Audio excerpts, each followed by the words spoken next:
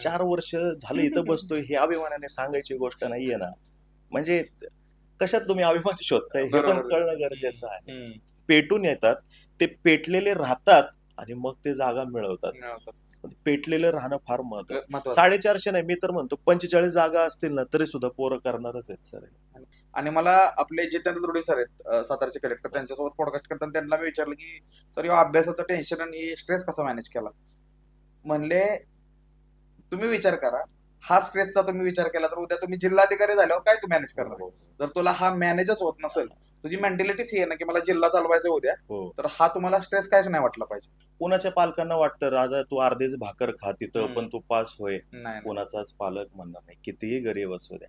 गडबड होते कुठं, एज्युकेटर न शोधता एंटरटेनर शोधायच्या मागे लागले. हा क्लास कुठलं फेमस आहे, हा त्याला सूर्यग्रहण आणि चंद्रग्रहण माहीतच नाही. हम्म. सूर्यग्रहणामध्ये सूर्य पृथ्वी आणि चंद्राच्या मध्ये येतं का, सूर्य आणि पृथ्वीच्या मध्ये चंद्र येतो का, सूर्य आणि चंद्राच्या मध्ये पृथ्वी येते. चौथीचा भूगोल आहे, हम्म. चौथीचा भूगोल. हम्म. हे माहिती नाही का? गाईड वापरला ना 10वी पर्यंत सर. हा. बॉडी करायची तुला, हम्म. उचलणार मी, हम्म. नाही काम करणार. काम काय सपोर्ट, कारण की पदवीधर झालेला आहे ऑलरेडी तू, हीच मुलं मान्य करायला तयार नाही. प्रत्येकानुसार ह्याच्यासाठीची रणनीती जी आहे अभ्यास करण्याची ती वेगळी आहे. हो पण कॉमन गोष्ट कोणती आहे, डेडिकेशन कॉमन आहे. हो अनालिसिस जे आहे हे प्रत्येकाचं असणं गरजेचंच हो आहे. हो. तर आणि तरच आपण म्हणू शकतो आणि छाती ठोकपणे सांगू शकतो पुढच्या वर्षी फक्त पेपर वाच, हा. नाहीतर नाहीतर नाही. नाही.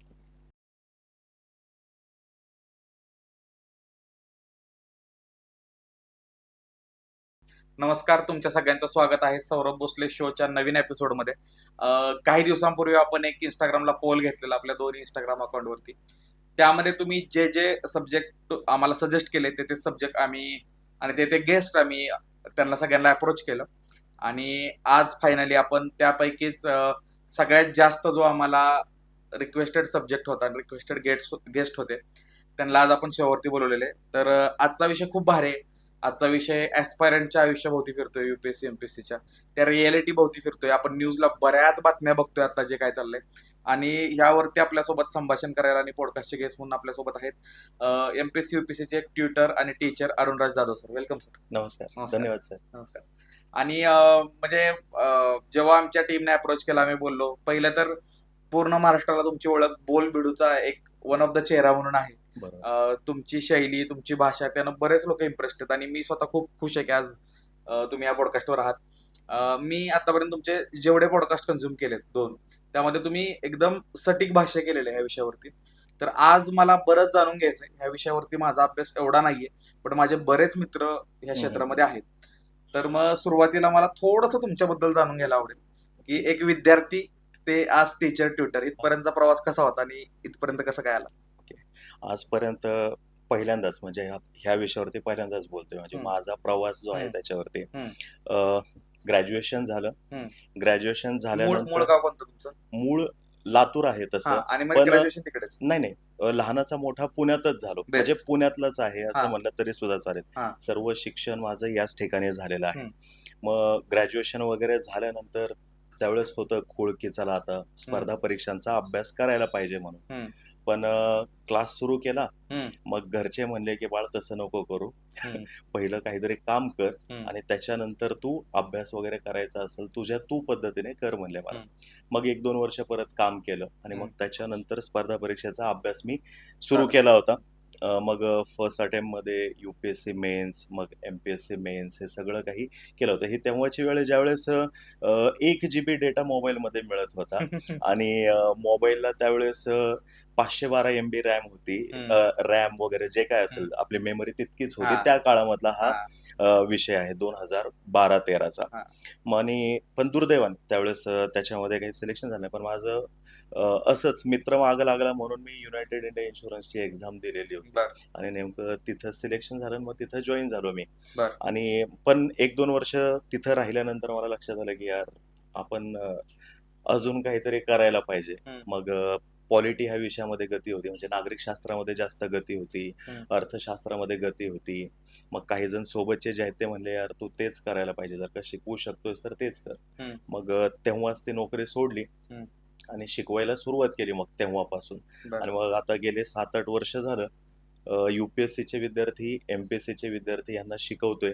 ऑनलाईन पण शिकवतोय, ऑफलाईन पण शिकवतोय. आणि बोलबिडूचं तर तुम्हाला माहितीच आहे. मग तिथे तो सेक्शन पण आपला तशाच पद्धतीचा आहे, किंवा जे अभ्यास करणारे विद्यार्थी आहेत किंवा ज्यांना काहीतरी नॉलेज हवं आहे एखाद्या विषयामध्ये, इन्फोटेनमेंट नाही, इन्फॉर्मेशन, तर ती देण्याचा प्रयत्न करतोय. असा हा प्रवास झालेला गेले 7-8 वर्ष. खूप मस्त, खूप मस्त. आणि बरेच प्रश्न आले आम्हाला त्या विषयावरती पण. आणि पहिलाच प्रश्न म्हणजे मी एकदम सटीक विचारतो की ही खूप मोठी डिबेट चालते की ऑनलाईन अभ्यास केलेला चांगला का त्याचा क्लासमध्ये जाऊन इन पर्सन ऑफलाईन अभ्यास केलेला चांगला. तर आता तुम्ही स्वतः ह्या फील्डमध्ये आहात, तुम्ही शिकवताय, तुम्ही विद्यार्थी राहिलेला आहे, तर आत्ताच्या घडीला 2024 मध्ये UPSC असो MPSC असो, ऑनलाईन मीडियमनं स्टडी केलेला बरा आहे का ऑफलाईन मीडियमनं स्टडी केलेला बरा आहे? कोरोनाच्या अगोदर तर ऑनलाईन नावाची गोष्ट नव्हतीच म्हणलं असं तरी चालेल, पण कोरोना नंतर ऑनलाईन खूप झालेलं दिसतंय. कारण की त्याच्या मागे कारणं अशी आहेत की ते खूप सारे चॅनल्स त्यावेळेस आले होते, युट्यूब चॅनल जे शिकवतले होते. आणि मग आपण बघितले व्हाईट हॅट ज्युनियर बघितलंय, अनअकॅडमी किंवा इतर हे जे काही नावं आहेत ते आपण बघितले. त्याच्यामुळं असं वाटायला लागलं की यार ऑनलाईन शिक्षण घेता येणं शक्य आहे. शिक्षण घेता येणं शक्य आहे का? तर हो, 100% शिक्षण घेता येणं शक्य आहे. पण पास होणं शक्य आहे का? हा खरा बेसिक प्रश्न आहे त्याच्यातला. कारण की मोबाईल हातामध्ये आहे कशासाठी? एक तर फोन करायचा आहे, क्रमांक 1. दुसरा मुद्दा त्यातला आहे सोशल मीडिया आहे म्हणून. अभ्यास करायचा आहे म्हणून मोबाईल घेतलेली माणसं आपल्या इथं मला नाही वाटत कुठं सापडतील म्हणून. मग ज्या वेळेस तो फोन घेतलेला आहे मुळात कशासाठी? कॉल करण्यासाठी, दुसरा सोशल मीडियासाठी. मग तिथं अभ्यासाचा उद्देश जर का सफल करायचा असेल तर तो विद्यार्थी किंवा ती विद्यार्थिनी ना प्रचंड आणि प्रचंड काय म्हणतात ते मानसिक कणखर पाहिजेत ते. नाहीतर आपण ऑनलाईन सुरू केलं, सपोज लेक्चर बघतोय आपण आणि लगेच तिथं पॉपअप झाला मेसेज, तुमची पोस्ट लाईक झालेली आहे किंवा तुमचा रील व्हायरल झालेला आहे, तो करणार नाही ना ते लेक्चर, तो तिकडे जाणार, तो त्याच्यात खुश असणार. अजूनही बघा, म्हणजे मी स्वतः फेसबुक 2009-10 पासून वापरतोय, व्हॉट्सअप पण जवळपास त्याच काळापासून, इंस्टाग्राम हे आत्ताची गोष्ट आहे. इतकं जुनं जरी झालेलं असलं तरी सुद्धा कोणीही पोस्ट लाईक केली तरी पण जाऊन बघावं वाटतं की यार कोणी लाईक केली माझी पोस्ट, म्हणजे प्रत्येकालाच येते. मग ते आता ठीक आहे, मी अफोर्ड करू शकतो, लगेच गेलो बघितलं, कारण की मला काही इतका आता अभ्यास करायचा नाहीये, मला परीक्षा द्यायची नाही, मला विद्यार्थ्यांसाठी आहे माझ्याकडे, तो मी बघू शकतो. पण विद्यार्थ्यांजवळ नाही ना तो. ते प्रत्येक वेळेस 200 लाईक आले तर 200 वेळा तो मोबाईल वरती जाणार आहे, ते सोडून सगळं. आणि पुढचा मुद्दा त्याच्यातला असा आहे अजून की ऑनलाईन जर का त्यांनी केलं, लेक्चर्स केले वगैरे वगैरे सगळं केलं, तर परीक्षा पद्धती कोणती आहे हे समजून घेणं गरजेचं आहे. आता जसं की या वर्षीपर्यंत MPSC ची परीक्षा, ज्याला राज्यसेवा DC बनायचे, DYSP बनायचे, ही परीक्षा MCQ टाईप आहे. म्हणजे प्री पण MCQ आहे, ABCD मधला 1 निवडायचंय, मेन्स पण ABCD मधला 1 निवडायचा आहे. म्हणजे महाराष्ट्रात ही पद्धती 2012-13 पासूनची. आता पुढच्या वर्षीपासून परीक्षा पद्धती बदलणार आहे. पुढच्या वर्षीपासून UPSC टाईप परीक्षा होणार आहे, म्हणजे पूर्व परीक्षा ABCD आणि मुख्य परीक्षा तुम्हाला उत्तरं लिहायची आहेत. म्हणजे आता खरा कस लागणार आहे. मग ज्यावेळेस फक्त ABCD पुरतं करायचं होतं, तर त्यावेळेस मी स्वतः त्या गोष्टीचा समर्थक होतो की यार ऑनलाईन जी आहे ती चालणारी गोष्ट आहे, तू घरून करू शकतोस. पण तरी पण ऑनलाईन असो ऑफलाईन असो, काही बेसिक क्रायटेरिया जे आहेत ते फॉलो करायचेच आहेत. तिथं घरी बसून केलं काय, कुठेही बसून केलं काय, किंवा पुणे, मुंबई, नाशिक या ठिकाणी येऊन केलं काय. मग आता ज्यावेळेस परीक्षा ही तुमची उत्तरं लिहिण्याची होतीये, तर त्यावेळेस तुम्ही लिहिलेलं उत्तर बरोबर आहे किंवा नाही हे चेक करायला तुमच्या जवळ माणूस पाहिजे. अगदी बरोबर. नाहीतर होईल काय माहितीये का, आपण 5-6 महिने पुढे जातो. म्हणजे लहानपणी आपण ते काही चुकीचे गाणे म्हणलेले आहेत बघा, त्याचे लिरिक्स आपण आपल्या पद्धतीनेच म्हणलेले आणि आपल्याला तेच खरे वाटत आलेले. पण ज्यावेळेस ऍक्च्युअल आपण बघतो त्यावेळेस लक्षात, यार लिरिक्स तो आपण गडबड था.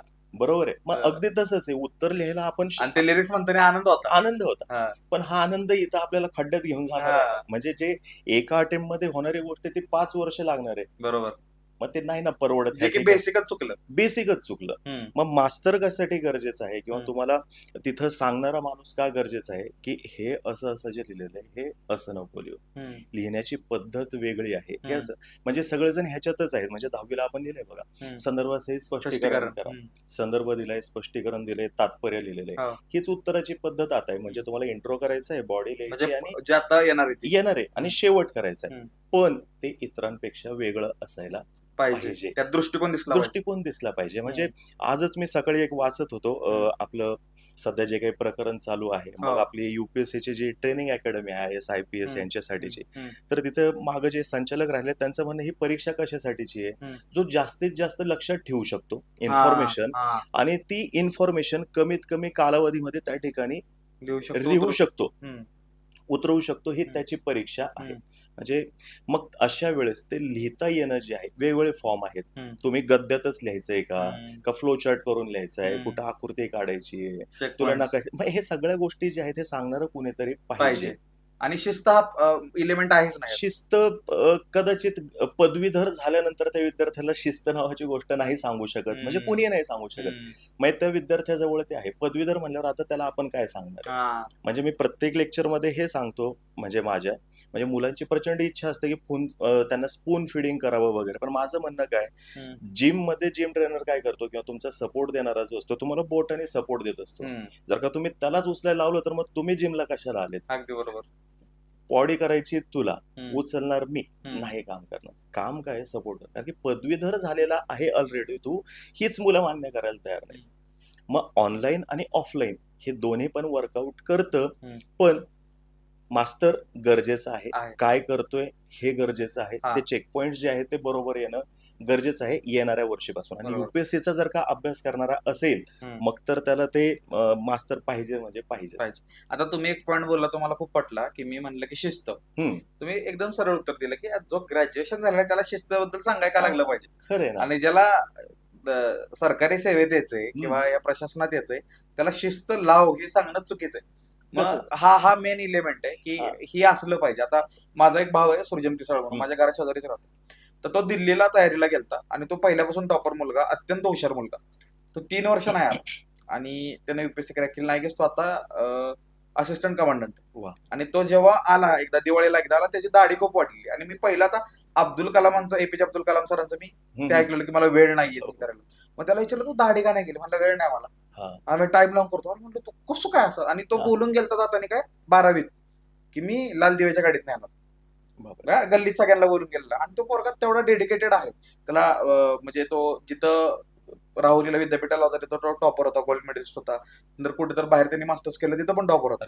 मग अशी पण मी मुलं बघितलेली की थोरोली काय म्हणू शकतो की डेडिकेटेड आहेत. मग तो म्हणला, मी दिल्लीत जरी असतो तरी मी एवढेच मार्क्स पाडले असते, मी पुण्यात जरी असतो तरी, पण मला ह्या वातावरणाच्या बाहेर पडायचं होतं. आता तो प्रॉपर सातारचा, कोरेगावचा. तर प्रश्न पुन्हा हाच उठतो की प्रत्येक जण घरी आता कन्व्हिन्स हेच करतं. माझ्या मित्रांनी पण काय केलं, आपल्या गावाकडे राहून अभ्यास होतो का युपीएससी एमपीएससीचा, मग पुण्यात दिल्लीसारख्या ठिकाणी जाऊनच अभ्यास करणं गरजेचं आहे का.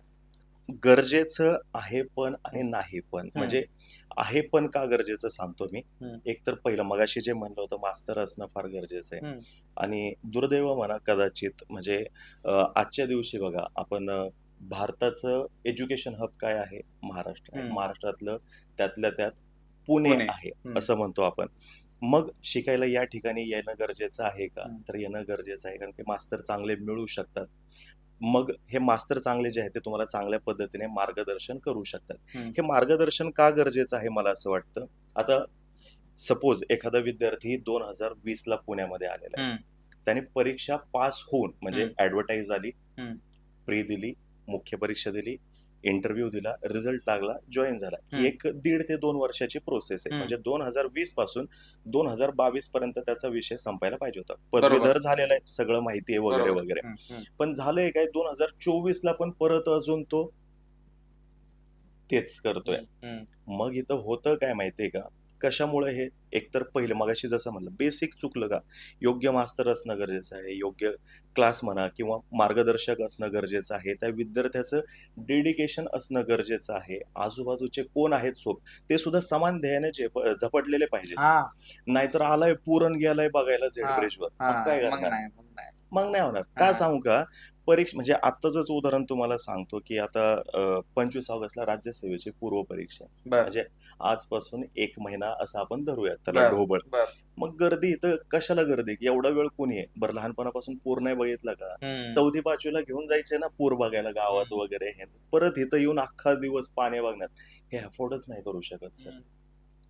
ठिकाण मॅटर नक्कीच करत नाही, पण डेडिकेशन जे आहे ते मॅटर करतं. आणि ते एन्व्हायरमेंट पण मॅटर करतं. सोबतचे जे आहेत ते झपटलेले पाहिजेत आणि बघितलेत ह्या ठिकाणी.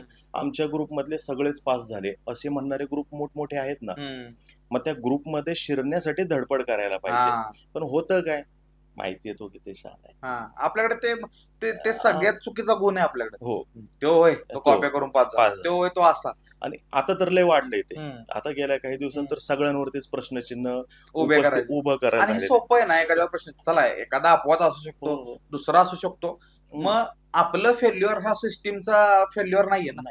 आपण अभ्यास करत नाही हा सिस्टीमचा फेल्युअर नाहीये. आणि ह्यात मला हा प्रश्न विचारण्यामागे हेतू काय होता, कारण पालकांची तक्रार का, अरे एवढा पैसा वाचलाय मी, हो तुला मी म्हणतो की नाही तू चांगली मेस लाव, तू चांगल्या रूमवर राहा, तू चांगली कपडे घाल, काटकसर करून जगू नको, मी हाय भैया तू कर. आणि मग हिथं येऊन जेव्हा आउटकम येत नाही तेव्हा मग त्या मुलाला पण घरी उत्तर देता येत नाही. आणि मग इथं मुलांच्या तक्रारी असतात की इथं चांगली मेस नाहीये किंवा इथं गर्दी आहे, चांगल्या अभ्यासिका नाहीयेत. मग ह्या जो कंप्लेनिंग बिहेवियर होतो ह्यामध्ये अभ्यास करणं किती अवघड होतं. कंप्लेनिंग बिहेवियर बघितलं जर का आपण तर तो कॉस्मेटिक फीचर्सचं कंप्लेनिंग बिहेवियर आहे. अगोदर पास झालेत ना, आता तुम्ही काय म्हणले की घरच्यांनी सांगितले अजिबात खर्चाची काळजी करू नको. आणि मी असं म्हणतो कितीही पालक गरीब जरी असतील ना, मग कितीही गरीब असतील ते शेताचा तुकडा विकतील पण लेकराला कमी नाही पडत. कोणाच्या पालकांना वाटतं राजा तू अर्धीच भाकर खा तिथं पण तू पास होय, कोणाचाच पालक म्हणणार नाही कितीही गरीब असू द्या. हे पोरं निर्माण करतात. बर, मग त्यांनी जर का सांगितलंय सपोज अर्धा तुकडा खा, हे ते सांगितलं, आपण उदाहरण धरूत की बाबा सांगितलेलं आहे, मग त्यांनी हे पण सांगितलं असं ना तू अभ्यास कर म्हणून जीव तोड. मग तर हे अर्धा तुकडा कमी वेळ खायचा असेल तर जास्त अभ्यास कर. झपटलं पण नाही, ही सगळ्यात महत्वाची गोष्ट आहे बघा. आम्ही कधी कधी बघतो, मी असं क्लास बाहेर उभं राहिलो ना, काही काही जण सकाळी फोनवर बसलेले असतात, मी आलेलो असतो तेव्हा, दुपारी जेवायचे टाइम झाले तरी तिथंच आहेत अजून लागून क्लासला आलाय. हा, असेही खूप सारे जण आहेत ना. तो इम्पॅक्ट करत असणार की दुसऱ्याला कोणतं नाही, दुसरं ज्याचं त्याचं स्वतःने बघायचंय. दुसऱ्याकडे बघून कशाला आपण, तो करत नाही मग मी कशाला करू, उलट तो करत नाही तर आपण सोडून द्यायला पाहिजे. म्हणजे मी नेहमीच माझ्या लेक्चर मध्ये एक जोक सांगतो छोटासा. ते लायब्ररीमध्ये 2 जण भांडत असतात आणि भांडत ह्याच्यासाठी असतात की ह्या जागेवर बसणार कोण, हा पण हटत नाही तो पण हटत नाही, काय करायचं काय. शेवटी त्यातलं एक जण काय म्हणतो माहितीये का, लायब्ररीत कुणाला पण विचार, गेले 4 वर्ष झालं मी इथंच बसतोय, कुणाला पण विचार मला. मग त्यावेळेस दुसरा बॅग उचलतो आणि म्हणतो ठीक आहे दादा तो जिंकला आणि मी दुसरीकडे जाऊन बसतो. म्हणजे ही गंमत आहे त्या ठिकाणी. 4 वर्ष झालं इथं बसतोय हे अभिमानाने सांगायची गोष्ट नाहीये ना. म्हणजे कशात तुम्ही अभिमान शोधताय हे पण कळणं गरजेचं आहे. मग मुलांचं चुकणं काय आहे तर एकतर पहिल्या दिवशीचं मोटिवेशन शेवटच्या दिवशीपर्यंत नाही राहत. सिंगमचं मोटिवेशन बघा तुम्ही, सिंगम 2011ला वगैरे आलं होतं, त्या काळामध्ये सिंगम पर मिशी दाढी सगळं मिशी त्या पद्धतीने खूप साऱ्या जणांची होती, ते टिकत नाही. म्हणजे ट्रेंडिंग काय आहे ते टिकणारी गोष्ट आहे. सस्टेनेबल काय आहे हे थोडे दिवस अजून चालणार. आता 12th फेल पण थोडस गेले, आता विस्मरणात गेलेलं. परत स्वतःच्या घरची परिस्थिती ही सगळ्यात मोठं मोटिवेशन आहे सर. पाईपलाईन करायची आहे आपल्याला, घरचे थांबलेले आहेत, कशातून काय दिलेलं आहे. आणि स्पर्धा प्रचंड आहे ना, ह्याला स्पर्धा परीक्षा म्हणलेलं आहे, सरळ सेवा म्हणलेलं नाही. स्पर्धा परीक्षा आहे ही. स्पर्धा कशामुळे म्हणलेलं आहे, कारण की खरंच गळे कापूस स्पर्धा आहे. 400 जागा आणि उगा आपण सध्या सहज गेलो नवी पेठमध्ये तर तुम्हाला 15-20 हजार पोरं असेच दिसतील माहितीये का, गावाकडून आलेले, पर तिकडून विदर्भापासून ते इकडे कोकणापर्यंत आलेले पोरं. हे मी तरी आकडा कमी सांगतोय. आणि मला सांगा आता एवढ्या जागा आहेत तर ह्यासाठी ऍप्लिकंट किती आहेत?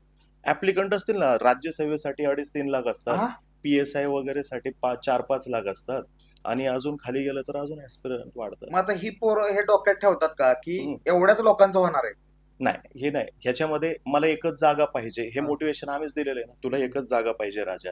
म्हणजे आम्हाला कसं वाटतं, इथं आलेलं आहे ह्याचा अर्थ ह्याच्या पोटामध्ये बॉयलर पेटलेला आहे, इथपर्यंत कशाला आलाय. घरचं खाणं सोडून इथपर्यंत पोरं निश्चितपणे टाइमपास करायला येणार नाहीत असं मला वाटतं. कुठलाही विद्यार्थी असो, कुठलीही विद्यार्थिनी असो, त्यांचा बॉयलर पेटलेला असतो. परिस्थिती बघितलेली असते. अनुकूल परिस्थिती जरी असेल तरी सुद्धा असं काहीतरी उदाहरण बघितलेलं असतं की यार ते पेटलेले असतात, मला हे करायचंच आहे म्हणून. मग आम्ही त्याला सांगतो राजा जागा कितीही कमी असू दे, तुला जागा हवी एक. सेम सर, राजकारणामध्ये सुद्धा स्पर्धा आहे. CA ची परीक्षा तुम्ही घ्या, स्पर्धा आहे. कुठले 10वी, आता आपण ते बघितलं नीटचा घोळ जो चालू होता, तिथं सुद्धा स्पर्धा आहे. स्पर्धा कुठं नाहीये, स्पर्धा सगळीकडेच आहे. म्हणजे हे आपल्या आता जीवनाचा अविभाज्य भाग झालेला आहे स्पर्धा म्हणजे. आपल्याला हे इथं आता ठरवायचं आहे की आपल्याला काय करायचं. म्हणजे मी सांगतो की मॅरेथॉन आहे. मॅरेथॉन मध्ये कसं बघा, सगळे टी शर्ट साठी पळणारे वेगळे, म्हणजे इथं पण गर्दीची होती, ती टी शर्ट साठी होणारी गर्दी वेगळी. बरोबर आहे. ज्याला जिंकायचं तो वेगळ्या ग्रुपमध्ये पळायला लागतो. मग तो अंदाज घेतो, पुढच्या ग्रुपमध्ये पळायला लागतो. अंदाज घेतो, पुढच्या ग्रुपमध्ये पळायला लागतो. जो त्या पुढच्या ग्रुपमध्ये घुसण्यासाठीची जी गडबड आहे ना, ते मॅरेथॉन शिकवते. पण दुर्दैव होतं काय, सगळे टी शर्ट साठी पळतात. प्रॉब्लेम येते, टी शर्ट साठी नका ना पळू. टी शर्टचा काय आहे, तो एका धुतल्यानंतर तो म्हणजे लूज होऊन जाणार आहे. पूर्ण नाही लक्षात येत. ध्येय काय आहे, सुरुवात कशासाठी केली होती हे लक्षात राहत नाही. आणि म्हणून पुढच्या गोष्टी ज्या आहेत ना, त्या लांबत जातात. चुकतात नाही म्हणणार मी, पण लांबलं तरी पण ते चुकलंय. कारण की मग म्हणजे शेवटचं सांगतो, आणि आजूबाजूचे मग आहे ना, पोलीस भरतीचा जरी निकाल लागला तरी विचारतात, का रे तू नाही पास झाला. ह्याचं प्रेशर लय खतरनाक आहे. उत्तर काय द्यायचं, काय उत्तर द्यायचं, नाहीये उत्तराने. आणि आई वडील त्याला नाही प्रेशर जाणून देणार की नाही तू कर भाई, पण त्यांना प्रश्न राहणार ना की मी पैसे देतोय आणि काय आउटकम आहे. त्यात कोणतर पावणारा वाळा असतो, तो त्याचं उदाहरण देत राहतो कंटिन्युअस. आणि मग शेवटी सगळ्यात वाईट कधी असतं की हे होतं बरं का बऱ्याचदा, की यार तो तर काय त्याची लायकी नव्हती, त्याने एफर्ट बी घेतले नाही, तो पास झाला आणि मी एवढा अभ्यास करायचा. आपल्याला दिसलं नाही पण त्यानं कुठेतरी एफर्ट घेतला असतील ना, हा एक माणसाला एक्नॉलेज करता येत नाही. आता अजून एक आहे, आता मी डायरेक्टच बोलतो की एकाच पोराच्या सगळ्या क्लासच्या बॅनरवर फोटो कसे, की हो आमच्याच क्लासचा आहे. म्हणजे ती काय ट्रेडिंग नंतर होतं का त्याचा नंबर बिंबर आल्यावर, ही सिस्टीमच समजत नाहीये. त्याचं उत्तर तुम्हाला पण माहिती आहे बऱ्यापैकी, तर तिकडे मी जाणार नाही. पण एक विद्यार्थी खूप साऱ्या क्लासेसच्या ह्याच्यावरती दिसतो, प्रत्येक जण क्लेम करतो की बाबा आमचा आहे वगैरे. कधीतरी येतो विद्यार्थी, माहिती घ्या. विद्यार्थ्याचं होतं कसं सर माहिती का, त्याचा अटेम्प्ट वाढला ना, मग तो बिचारा शोधतो की बाबा मला या ठिकाणी आता मार्गदर्शन कोण करेल. पण तो स्वतःच्या चुका नाही शोधत, तो मास्तरच्या चुका शोधत राहतो. म्हणजे सपोज देवाला नवस बोलला मी, म्हणजे आज शनिवारी गेलो देवाला, नारळ फोडला आणि देवाला म्हणलं देवा मला श्रीमंत कर, संध्याकाळपर्यंत कर. संध्याकाळपर्यंत नाही झालो तर मग सोमवारी दुसरा देव, नाही करून जमत आहे. सोमवारी दुसरा देव नाही. एकदा श्रद्धा ठेवली ना, एफर्ट्स मध्ये प्रामाणिकपणा पाहिजे. एफर्ट्स मध्ये प्रामाणिकपणा म्हणजे कसं माहितीये का सर, आता तुम्हाला घरं असे फार तुरळक दिसतील की ज्या ठिकाणी सकाळी वर्तमानपत्र वाचलं जातं. अगोदर पेपरवाला, म्हणजे मला आठवतंय पेपरवाला माझ्या गल्लीमध्ये जेव्हा यायचा ना, एवढा मोठा गठ्ठा पेपरचा लावलेला असायचा, पहाटे 4 पासून सुरू असायचं. आता त्याच्याकडे 4 किंवा 5च पेपर आहेत वाचायला. तेवढेच तो वाटतोय बिचारा, माहितीये का, नाही येत ना. मग ते वाचन कमी झालेलं आहे, इन्फॉर्मेशन घेणं कमी झालेलं आहे. इन्फॉर्मेशन जरी हवी असेल तरी सुद्धा त्याच्यामध्ये त्यांना अजून लय पाहिजे, ताल पाहिजे, एका पर्टिक्युलर टोन मध्ये इन्फोटेनमेंट कडे चाललेल्या आहेत गोष्टी. मग ते सगळीकडे कदाचित वर्कआउट करत असेल. म्हणजे सपोज मी सॉफ्टवेअर मध्ये कामाला आहे, मग अशा वेळेस मला ते कामात येईल. पण जर का विद्यार्थी आहे आणि मला येणाऱ्या काळामध्ये परीक्षा द्यायची आहे, ती परीक्षा माझ्या पुढच्या आयुष्याची दशा आणि दिशा दोन्ही ठरवणार आहे, मग अशा वेळेस मला त्याच्यातला ताल नाही शोधता येत, मला त्याच्यातलं पद्धती नाही शोधता येत. मला ते घ्यावंच लागेल, पर्याय नाही आहे त्या पद्धतीने. गडबड होते कुठं, एज्युकेटर न शोधता एंटरटेनर शोधायच्या मागे लागले. क्लास कुठला फेमस आहे, तर दादा अरे ते लय हसवतात, नाही ना दादा, असं नाही, असं. मग हे जेव्हा लक्षात येतं ना चुकलंय, केव्हा लक्षात येतं, 2-3 अटेम्प्ट गेल्यानंतर. मग काय होतं, 2-3 अटेम्प्ट गेल्यानंतर किती वर्ष गेले ना, 3-4 वर्ष तर सहज गेले. मग दुसऱ्या शिक्षकांकडे जातात, मग तिथे गेल्यानंतर परत प्रोसेस आहे, तुझं नाव लिहून दे, असं कर. मग तो कुठल्या तरी एका लेक्चरला बसतो, मग तिथं होतं, मग ते सगळीकडे दिसायला लागतं, असं क्लेम करणार की आमच्याकडे होता असं. मधल्या काळामध्ये युपीएससीने त्या संदर्भात गाईडलाईन्स जारी केलेल्या आहेत की बाबा तुम्हाला जर का विद्यार्थी तुमच्या इथे होता तर नेमकं कुठल्या ह्याला होतं हे तुम्हाला मेन्शन करणं त्यांनी सांगितलेलं. किंवा कारण की खूप सारे जण होतं काय, मॉक इंटरव्ह्यू ठेवतात, फ्री ऑफ कॉस्ट असतं, म्हणजे ते क्रीम आहे आता. म्हणजे मेन्स पण पास झालेले विद्यार्थी आता फक्त इंटरव्ह्यू द्यायचा आहे. मग 100 जण आल्यानंतर त्याच्यातले 10 जण कसेही होणारच आहेत, कारण की टेपवरती, व्हिडिओवरती. मग अशा वेळेस ते येतात, मग त्यांचे फोटो वगैरे दाखवलं जातं. पण खरी प्रोसेस कुठे तुम्हाला सांगू का, पूर्व परीक्षा, त्याच्यानंतर मुख्य परीक्षा. इंटरव्ह्यूला विद्यार्थी तिथं होता म्हणल्यानंतर मला पर्सनली जर का विचाराल तर तो त्यांचा विद्यार्थी आहे हा. असं म्हणणं थोडंसं चुकीचं चुकीचं ठरू शकतं. काय काय लोकांचं असं म्हणणं येतं की नाही 4-5 वर्ष लागतात तरी. हा. काय काय म्हणतात ना पहिले 1-2 वर्षात पण अटेम्प्ट डेडिकेशन. तर मग नक्की काय आता तुमचा एवढ्या वर्षाचा अनुभव आहे, एक सर्वसामान्य विद्यार्थी आहे, गुणवत्ता आहे त्याच्यात, तो हार्डवर्किंग आहे, तर त्याला साधारण किती वर्ष लागले पाहिजे जर प्रॉपर अभ्यास केला तर? एक अटेम्प्ट पुरेसा आहे. 10वी आपण एका अटेम्प्ट मध्ये केलेली, 12वी एका अटेम्प्ट मध्ये केलेली आहे, ग्रॅज्युएशन एका अटेम्प्ट मध्ये झाले. सन्माननीय अपवाद इंजिनिअरिंग डॉक्टर वगैरे जे आहेत किंवा काही कारणास्तव राहिलं जर का, हे एका अटेम्प्ट मध्ये होणार आहे. सिलेबस दिलेला आहे, एमपीएससीने युपीएससीने सिलेबस दिलेला आहे, अगोदरचे पेपर्स सारे उपलब्ध आहेत, पण अभ्यास कसा करायचा हे माहिती नसल्यामुळं गडबड होते. मुलांना अभ्यास करायचंच माहिती नाही. म्हणजे बघा तुम्ही कुठल्याही क्लासवाल्याकडे जा, फाउंडेशन बॅच आहे, तर ते काय करतात, 5वी पासूनचे स्टेट बोर्डचे किंवा एनसीआरटीचे शिकवायला सुरू करतात. ग्रॅज्युएट झालेला पोरगा परत 5वीचं पुस्तक वाचायला सुरुवात करतो. गडबड आहे का? त्याला सूर्यग्रहण आणि चंद्रग्रहण माहितच नाही. सूर्यग्रहणामध्ये सूर्य पृथ्वी चंद्राच्या मध्ये येतं का, सूर्य पृथ्वीच्या मध्ये चंद्र येतो का, सूर्य चंद्राच्या मध्ये पृथ्वी येते. चौथीचा भूगोल आहे, चौथीचा भूगोल हे माहिती नाही का? गाईड वापरला ना 10वी पर्यंत, पाठ केलं, ते पाठ केलेलं कसं लक्षात राहील? लहानपणी मस्त येत होतं, रामरक्षा स्तोत्र येत होतं, भीमरूपी महारुद्र, आता नाही येत का? मधल्या काळात म्हणलेलं, म्हणजे पाठांतर जे आहे ते केलेलं ते कंटिन्यू टच मध्ये पाहिजे तर लक्षात राहतं. मग हे परत गोष्टी आता कन्सेप्च्युअल माहिती करून घ्यायची, आणि ती कन्सेप्च्युअल माहिती नसल्यामुळं होतं काय, तर त्याला जास्त स्ट्रगल करावा लागतो. 5वीचं पुस्तक पण समजून घेत होतो, अंडरलाईन करेन, डबल अंडरलाईन करेन, हायलायटर वेगवेगळे वापरेन, आणि मग अशा पद्धतीने डेडिकेशनने जर का अभ्यास केला, रोज डेडिकेशनने जर का त्याने न्यूजपेपर वाचला, रोज त्याने ठरवलेलं वेळापत्रक जर का पाळलं, पूर्व परीक्षा मुख्य परीक्षेसाठीचे अगोदरच्या वर्षाचे पेपर्सचं अनालिसिस केलं, तर एका अटेम्प्ट मध्येच होणारी ही गोष्ट आहे. आणि झालेले ना, एक जरी उदाहरण तशा पद्धतीचं असेल ह्याचा अर्थ होऊ शकतं. आणि असं नाही ना ज्याचं एका अटेम्प्ट मध्ये झालं तो आकाशातून आलेला आहे, अशातली ही गोष्ट नाहीये. चुकतं काय? प्रोसेस चुकते. मुलं आता मी बघतो ज्यावेळेस अनालिसिस साठी पण मार्केटमध्ये पुस्तक आलेले, म्हणजे अनालिसिस स्वतःची करायची गरज आहे त्याचंही पुस्तक घेतात. म्हणजे काय, वरती प्रश्न दिलेले आहेत, अगोदरचे अगोदर झालेल्या परीक्षांचे प्रश्न दिलेले आहेत, आणि खालच्या लाईनीमध्ये त्याची उत्तरं दिलेली आहेत. तो काय करतो, प्रश्न बघतो, ह्याचं बी खाली होतं, बी येस, नाही ना, असं नाही चालत. त्याचा ए ऑप्शन बघ, बी ऑप्शन बघ, सी ऑप्शन बघ, डी ऑप्शन बघ, ए मध्ये काय चुकीचं होतं, बी मध्ये काय बरोबर आहे, सी मध्ये काय चुकलंय, जे चुकीचं आहे त्याला गोल करून ठेव, अंडरलाईन करून ठेव, त्याला करेक्ट करून ठेव. हे जे आहे, किंवा पुस्तकामध्ये ते कुठं आहे ते शोध घे. स्पर्धा बरे तुमच्या हातात जिल्हा असाच द्यायचा, एवढं स्वस्त आहे का ते? झिजावं तर लागेल, असं नाही ना. ते सगळं जर का रेडी, शॉर्टकट नाहीच सर. शॉर्टकटने अशक्य कोटीतली गोष्ट आहे. मी तर असं म्हणतो 2024 चालू आहे ना, 2034 ला पण तो विद्यार्थी इथंच दिसणार मग. नाहीतर मधल्या काळात सोडून दुसरं काहीतरी करतो बघा. कारण की स्वतःच निर्माण केलेलं काहीच नाहीये. गाईड वापरले, परत पुस्तकं नीट वाचायचे नाहीये तुम्हाला. अगोदरचे पेपर आयोगाने वेबसाईट वरती टाकलेले आहेत, ते सुद्धा आपल्याला जर का अनालिसिस करणं होत नसेल, आणि अनालिसिस म्हणजे काय हे पण सगळं रेडीमेड म्हणल्यावर नाही शक्य, नाहीच होणार. आता अजून एक की बरेच लोक आहेत ना, की असं वाटतं की माझं पॅशन आहे युपीएससी एमपीएससी, पण माझ्या पॅशनमुळे माझ्या घरातले सफर नाही झाले पाहिजे, म्हणून मी नोकरी करणार, मी घरी पैसे देणार, आणि नोकरी करत करत मी एमपीएससी युपीएससी करणार. तर हे पॉसिबल आहे का?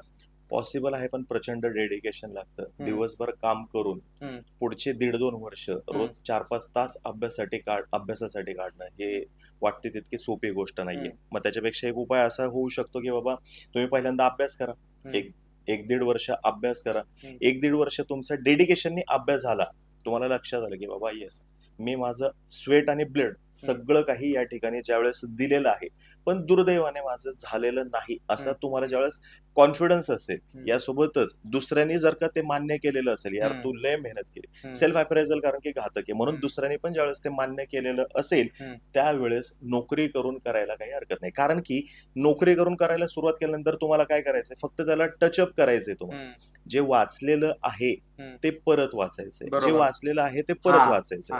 मग अशा वेळेस इट इज पॉसिबल. पण मी नोकरी करतो आणि मग करतो, नोकरी कोणत्या स्वरूपाची आहे ते पण मॅटर करेल ह्या ठिकाणी. वेळ किती फील्डवरती असेल तर अवघडच आहे, नाही शक्य होणार. म्हणजे उगाच सांगायचं की हे असं 100% शक्य आहे, कसं ते हे खालच्या लिंकवर जावा, नाही, ते त्या विद्यार्थ्याबरोबर फेक होप्स आहेत ना सर, अशक्य गोष्ट आहे ती. काही जी उदाहरणं आपल्याला दिसतात की यार मी सिक्युरिटी गार्ड होतो, मी केलं, तो सिक्युरिटी गार्ड होता, त्याच्यापाशी वेळ किती होता ते बघ, वेळ किती होता, तो उभा होता की बसून होता, यासोबतच त्याने अभ्यास कधीपासून सुरू केला होता, त्याने गरज भागवण्यासाठी सिक्युरिटीचा जॉब सुरू केला होता का सिक्युरिटीचे जॉब करत असताना त्याला वाटलं युपीएससी करावं, ह्याही सगळ्या गोष्टी माहिती करून घेणं गरजेचं आहे ना. बरोबर. स्टोरी अर्धवट समोर येते वेगवेगळ्या माध्यमातून, आजच्या सोशल मीडियाच्या पूर्ण स्टोरी समोर येत नाही, आणि मग ते होतं काय, ती अर्धी स्टोरी आणि फुल मोटिवेशन, मग ते वर्कआउट नाही करत. हे माझं स्वतःचं म्हणणं आहे. अगदी बरोबर. अजून एक असा प्रश्न आहे की म्हणजे बेसिक प्रश्न आहे हा, आणि प्रत्येक आता तुम्ही मास्तर आहे, तुम्ही शिकवताय, असे बरेच शिक्षक आहेत, त्यांची प्रत्येकाची रणनीती वेगळी असते सांगायची. मग आता स्पर्धा परीक्षेची एखादा तयारी करतो विद्यार्थी, मग तो युपीएससी असो, एमपीएससी असो, कोणती असो, तर त्याची रणनीती कसं ऐकावी, म्हणजे त्यानं एक असा रोडमॅप कसा तयार करावा? बेसिकली पहिल्यांदा तो सेल्फ मोटिवेटेड पाहिजे. सेल्फ मोटिवेटेड म्हणजे मला करायचं आहे हे त्याचं फिक्स पाहिजे. मग करायचं हे फिक्स जर का झालं, मग आता रणनीती वेगवेगळी आहे. म्हणजे काय, कुणी सांगू शकतं एखाद्या विषयावरती जास्त फोकस दे, कुणी सांगू शकतं इथे फोकस कमी कर, ह्या सगळ्या गोष्टी सांगू शकतात. पण त्याला रोज न्यूजपेपर वाचायचं आहे, काहीही झालं तरी. म्हणजे एक वेळ तो आंघोळ करणं टाळू शकेन, पण न्यूजपेपर वाचणं नाही टाळू शकत तो. कारण की दुसऱ्या दिवशी तो परत 2 न्यूजपेपर एकत्र धरले ना, गठ्ठा मोठा दिसतो बघा, तो अंगावर येतो. मग हा न्यूजपेपरचा पहिला त्याचा मुद्दा आहे. आणि त्याने जे ठरवलेलं आहे, मग इतिहास घ्या, भूगोल घ्या, अर्थशास्त्र असेल, पर्यावरण असेल, जे काही त्याचे विषय आहेत ना, त्याचं त्याने रेग्युलरली अभ्यास करणं गरजेचं आहे. रोजच्या रोज अनालिसिस नावाची जी गोष्ट आहे ती बघितली पाहिजे. अनालिसिस एकदा तुझं करून झालेलं आहे, मग सपोज तो पॉलिटीचा अभ्यास करत बसलाय, इंडियन पॉलिटीचा अभ्यास करत बसलाय, तर मागे काय प्रश्न विचारलेले आहेत हे समजून घेणं गरजेचं आहे. होतं काय, शाळेत जेव्हा होतो त्यावेळेस स्टेट बोर्डचं पुस्तक होतं, शासनाकडून प्रमाणित पुस्तक होतं, पण एमपीएससी साठी शासनाची प्रमाणित पुस्तक असं काही नाहीये. बरोबर. म्हणजे अरुणराज जाधवला जर का वाटलं की यार मी उद्या पुस्तक काढायचं आहे, तर ते मी पुस्तक काढणार, मी माहिती आजपर्यंतची जी आहे ती बघणार, अजून काही संदर्भ ग्रंथ जे बघणार, आणि मग मी त्याच्यावरून माझ्या पद्धतीने पुस्तक काढणार. मी काय प्रयत्न करणार, त्या पुस्तकामध्ये जास्तीत जास्त इन्फॉर्मेशन देण्याचा प्रयत्न करणार. बरोबर. मग ते पूर्ण पुस्तक महत्वाचं आहे का हेही त्या विद्यार्थ्याला कळणं गरजेचं आहे. सगळंच वाचायचं आहे का, मग हे कळतं कुठं, तर अनालिसिस मधून कळतं. रणनीती ह्याच्यातली ही एवढी सोपी आहे, काय, रोज पेपर वाचणं व्हायलाच पाहिजे, मोटिवेटेड राहणं गरजेचं आहे, वेळ कुठेही जाणार नाही हे पाहणं गरजेचं आहे, आणि तुम्ही ठरवलेला टाइम टेबल जो आहे तो तुमचा पूर्ण होणं गरजेचं आहे. मग तुम्ही जर का टाइम टेबल ठरवलंय, म्हणजे मी बघतोय असे मुलं की ते 6 दिवसाचा टाइम टेबल करतात, 7वा दिवस जो आहे तो त्यांचा स्वतःचा असतो. मग 7व्या दिवशी काय करतील, मग परत त्यांच्या ग्रुप बरोबर बसतील, मी हे करतोय, मी ते करतोय, तू काय करतोय, नवीन काही वाचलंस का. मग तो सांगतो की यार तो जो पर्टिक्युलर चॅप्टर आहे ना, तो तू ह्या पुस्तकातला नको करू, ते तिथं बघ, किंवा माझ्यापाशी त्या संदर्भातली नोट आहे ती मी तुला शेअर करतो.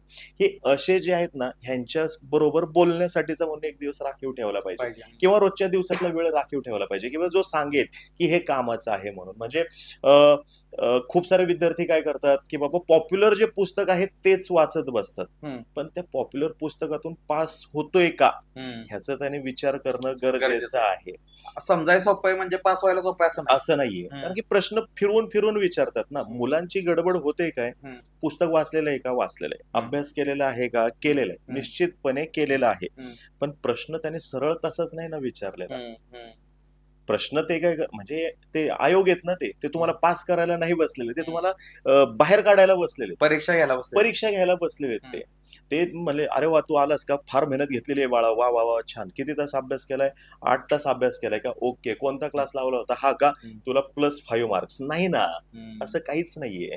तिथे तुम्हाला ही रणनीती जी आहे ती प्रत्येकाची निश्चितपणे वेगळी असू शकते. मी अभ्यास करत असेल तर मला कदाचित वाटेल पॉलिटी आणि इकॉनॉमिक्स हे मला सोपं आहे. एखादा असं असू शकतो की बाबा त्याला कदाचित हिस्ट्री आणि जिओग्राफी जास्त चांगलं वाटू शकतं. प्रत्येकानुसार ह्याच्यासाठीची रणनीती जी आहे अभ्यास करण्याची ती वेगळी आहे. पण कॉमन गोष्ट कोणती आहे? डेडिकेशन कॉमन आहे. अनालिसिस जे आहे हे प्रत्येकाचं असणं गरजेचंच आहे. तरच आपण म्हणू शकतो आणि छाती ठोकपणे सांगू शकतो, पुढच्या वर्षी फक्त पेपर वाच. नाहीतर नाही. कमीत कमी वेळात जास्तीत जास्त इफिशियंटली अभ्यास कसं करू शकतो? म्हणजे आता असं म्हणू शकतो की एखाद्यावरती आहे बाबा जबाबदारी कोणती, किंवा त्याला अजून कोणत्या तरी ऍक्टिव्हिटीज करायच्यात, किंवा एखाद्याला दुकानात बसायला लागतं, एखादी काही घरी मेडिकल कंडिशन आहे तिकडे लक्ष द्यायला लागते, त्याकडे कमी वेळ आहे, पण त्याला अभ्यास कव्हर करायचा, तर कमी वेळात जास्त अभ्यास कसा करायचा? सर, ह्याचं उत्तर असं आहे, कमी वेळात जास्त अभ्यास होऊ शकतो. परत तिथंच येतो आपण, पास होऊ शकतो का ह्याच्याविषयी नाही सांगू शकतो. ही परीक्षा अभ्यास करण्याची नाही, म्हणजे गडबडीत आहे ही परीक्षा. खूपच भारी अभ्यास केला, सगळ्यात बेस्ट मास्तरकडे क्लास केला, सगळ्यात जास्त फीस भरली, मी जेवलोच नाही, मी झोपलोच नाही, इसके मार्क्स नाही है. मार्क्स कशाचे? पास होणार का? तिथं काय केलं? मगाशी तुम्ही बोलता बोलता बोललात की असे उदाहरणं तुम्ही बघितले, तो म्हणतो की यार मी त्याच्यापेक्षा जास्त अभ्यास केलाय रे, असं. त्या क्षणी काय केलं? असं म्हणतात ना, सचिनपेक्षा जास्त क्षमता विनोद कांबळेकडे होती, जगाला माहितीये. आसरेकर सरांनी पण मान्य केलेली गोष्ट आहे. पण मोठं कोण झालं? बरोबर. डेडिकेशन कोणी ठेवलं? हंबल कोण राहिला? कन्सिस्टंट कोण राहिला? तो टिकला.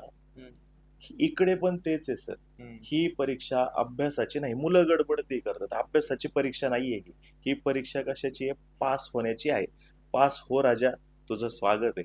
बरोबर. पास नाही झाला तू बाहेर आहे. म्हणजे अभ्यास केला म्हणजे चांगला नागरिक काढला, नॉलेजेबल नागरिक काढला, हे होईल. घरातल्यांना ती कुठं पाहिजे?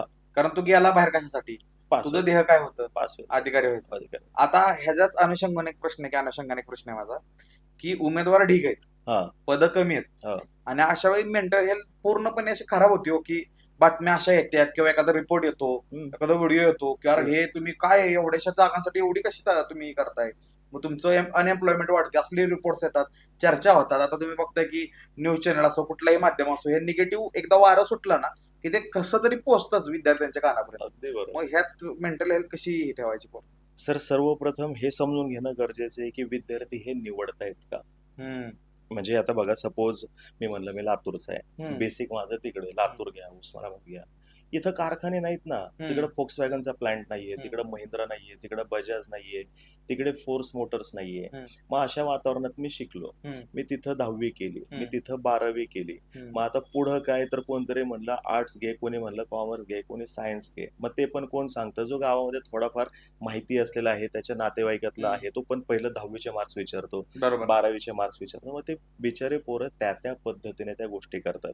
आणि मग ह्या सगळ्यातून बाहेर पडण्याचा मार्ग, आयुष्याची दशा आणि दिशा, मगाशी म्हणलं तसं, मार्ग कोणता आहे? लाईफ को घुमाव देणं हे जे म्हणतो ना, असं युटर्न जे आहे ते कुठे मिळू शकतो? तर तो ह्या ठिकाणी मिळू शकतो. हे सगळ्यांना 100% माहिती आहे. तिथं महिंद्रा येणार आहे का? नाही. बर, तो पुण्याला आला, महिंद्रावाला त्याला घेणार आहे का? त्याचा पण तिथं तो विचारणार की बाबा तुझं शिक्षण घेतो, म्हणाला आर्ट्स झाले साहेब. मग महिंद्रावाला किंवा कुठलीही कंपनी जी आहे, ऑटोमोबाईल वाली किंवा IT कंपनी, त्याला नाही घेणार. आणि जरी घेतलं तरी त्याला अशा पद्धतीचं काम करावं लागेल की कदाचित त्याचं जे मन आहे ते त्याला तयार नाही होणार. मग पर्याय काय ह्या सगळ्या गोष्टींना? पोरांना काही वेळ लागलाय का? त्यांना कळतंय की जागा कमी आहेत, पण आयुष्यभर मजा केलेली असते. मजा केलेली असं आपण क्राऊड तो जास्त आहे. सगळा 90% वाला क्राऊड पुण्यात येत नाही किंवा मुंबईत येत नाही, किंवा अभ्यास करणारा सगळा क्राऊड 90%चा नाहीये. त्याला लक्ष देतं एका क्षणी. आपण मोठे आहेत किंवा आता जबाबदारीचं ओझं पडणार आहे येत्या 10-15 दिवसात, महिनाभरात. त्यावेळेस ते पोरगं अचानक मोठं होतं, ती पोरगी अचानक मोठी होते. त्यांना लक्ष देतं की बाबा ह्याला आता कुठेतरी बदललं पाहिजे. जागा किती आहेत? मग एवढ्या जरी असल्या तरी पण मग ते पेटून येतात. मग 12th फेल वाला जे आहे तशी उदाहरणं पण समोर आहेत की त्याला लक्षात येतं की यार मग मी करू शकतो. मग ते पेटून येतात, ते पेटलेले राहतात आणि मग ते जागा मिळवतात. पेटलेलं राहणं फार महत्वाचं. 450 नाही, मी तर म्हणतो 45 जागा असतील ना तरी सुद्धा पोरं करणारच आहेत सर. आणि एक मी बघितलं ना, मी एक पॉडकास्ट दिला, जसं तुम्ही माधव सरांना पॉडकास्ट दिला तसं मी पॉडकास्ट दिला भरतीच्या रिलेटेड. म्हणजे माझे गावाकडची बरीच पोरं, आमच्या तालुक्यातली पण किंवा सातारा जिल्ह्यातली पण, ट्रॅफिक म्हणून गाव आहे, तर नाही झाला भरती, पण आता चांगला नागरिक बनला. हे बी बघा, म्हणजे आहे पण बेसिक बेअर मिनिमम बघा. चला आता हातातनं गेली गोष्ट की स्वतःचा तांब्या स्वतः उचलतोय, त्याला कळतंय लॉ काय, संविधान काय, आपले नियम काय आहेत, आपला अधिकार काय आहे, कोण कसा आहे, कोण काय आहे. थोडा जर त्याला दृष्टिकोन आला, दृष्टिकोन येणं महत्वाचं आहे. ह्या वयात दृष्टिकोन येत नाही माणसाकडे. आणि मला आपले जितेंद्र दुर्डे सर आहेत, सातारचे कलेक्टर, त्यांच्यासोबत पॉडकास्ट करताना त्यांना मी विचारलं की सर, या अभ्यासाचं टेन्शन आणि स्ट्रेस कसा मॅनेज केला. म्हणले, तुम्ही विचार करा, हा स्ट्रेसचा तुम्ही विचार केला तर उद्या तुम्ही जिल्हाधिकारी झाल्यावर काय तू मॅनेज करणार. जर तुला हा मॅनेजच होत नसेल, तुझी मेंटॅलिटीच ही आहे ना की मला जिल्हा चालवायचा उद्या, तर हा तुम्हाला स्ट्रेस कायच नाही वाटला पाहिजे. सो ही मुलं अँबिशियस असतात, हे सगळ्यात मोठं. म्हणजे कुठलाही युपीएससी एमपीएससीचा मुलगा जो खरंच डेडिकेटेड आहे ना, त्याची सगळ्यात बेस्ट गोष्ट आहे की तो अँबिशियस आहे. की त्याला जमाने येऊन सांगते तू खुळेस, जागा बघ केवढीशी आहे, तू असं आहे. तो म्हणतो हा मला माहिती. जसं तुला तुझं जग माहितीये तसं मला माझं जग माहितीये. भले तो क्रॅक हो नाही हो, त्यानं त्याचं एक परसेप्शन, एक पर्सनॅलिटी बनवून तो बाहेर पडतो.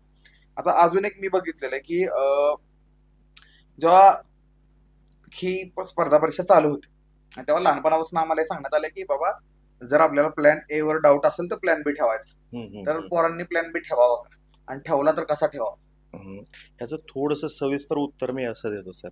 2 पद्धतीची मुलं येतात इथं स्पर्धा परीक्षेचा अभ्यास करणारे. एक येतात अनुकूल परिस्थितीवाले, दुसरे येतात प्रतिकूल परिस्थितीवाले. आता तुम्ही जसं म्हणलं, अनुकूल परिस्थितीवाले जे आहेत त्यांना तो चांगला नागरिक बनला तर प्रचंड आनंद होऊ शकतो. ह्यांना नाही आनंद होऊ शकत, कारण परिस्थितीची लढाई आहे. चांगला नागरिक बनला अरे मग पुढं काय नाही ना, त्याला आनंद नाही होऊ शकत. आणि प्लॅन बी जो आहे ना, प्लॅन बी असल्यानंतर, म्हणजे बघा साधी सोपी गोष्ट, मी नेहमी त्याचं उदाहरण असं देतो माहितीये का, की प्लॅन बी जर का डोक्यात कुठतरी असेल ना, बॅक ऑफ द माइंड, गाडी चालवताना सुद्धा जर का आपलं बॅक ऑफ द माइंड काहीतरी चालू असेल ना, कॉन्सन्ट्रेशन होतं का. गाडी चालवतोय आपण, मग तिथं तर करिअरचा प्रश्न आहे, आयुष्याचा प्रश्न आहे, नाही ना.